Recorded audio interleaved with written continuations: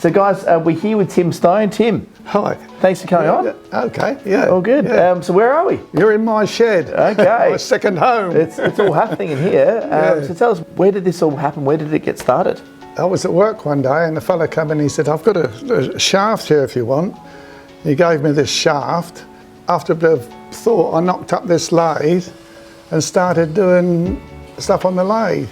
And so you've got some beautiful pieces here. Our office at Henley Beach, you've got your beautiful artwork on display. So yeah, well, thanks very much for displaying my work. Yeah, Thank you. Yes. Absolutely, Yeah. more than happy to. So what's the largest or most unique piece you've made so far? All the largest pieces inside in the hall at home.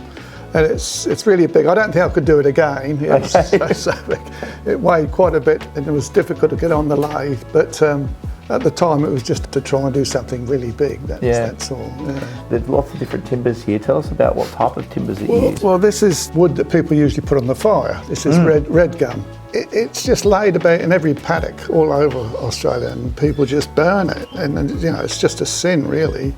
Probably the biggest problem with the thing is it's a bit heavy. Yeah. But other than that, it's beautiful to use, and this is beautiful on the outside. It's easy to use.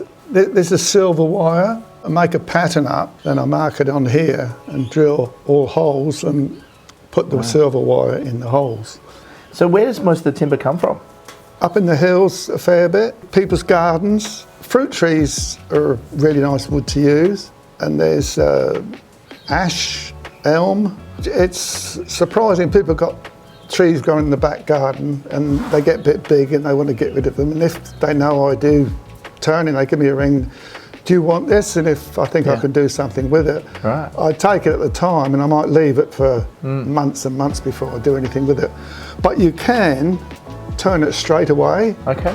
You get some good results with that, and after you've finished it, you've got to be pretty quick, but after you've finished it, it'll pull its own shape. Usually it goes a bit oval. There's a piece in the office like that. And hue and pine, I noticed over there you've got that's very difficult to get. And, incredibly rare. This originally came out of a dam. Divers go down with a saw, believe it or not, cut the old trunks off, rise to the surface, and it's almost as good as the time it went down there. I filled that up with some epoxy there because that's the outside bark just there. And I don't waste anything. Make these scarf rings out of all the offcuts. Oh wow. And I sell those up at Harndorf in Bam-Furlong Fine Arts. Okay. This one here's she oak. That's a bit of she oak. That's what you never see anybody make stuff with that. They just burn it. But and it's got a pewter in the top. Yeah, wow. Which is poured in molten. Okay.